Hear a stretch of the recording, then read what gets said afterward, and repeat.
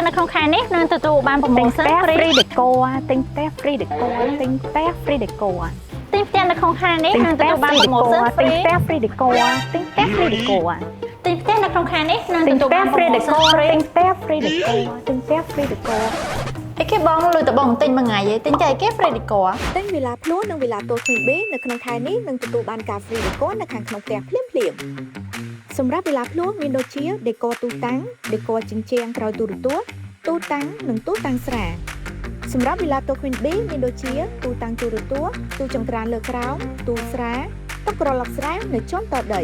ទូសំអាងទូសម្លៀកបំពាក់ទូតាំងទូរទស្សន៍សម្រាប់បន្ទប់មេគ្រួសារជាន់ទី1សម្រាប់ព័ត៌មានលម្អិតបន្ថែមបងអាចតាក់ទងតាមរយៈលេខទូរស័ព្ទ061 955 999បូរីមេកុងឡែនផ្ដើមជីវិតរីករាយនិងជោគជ័យនៅទីនេះ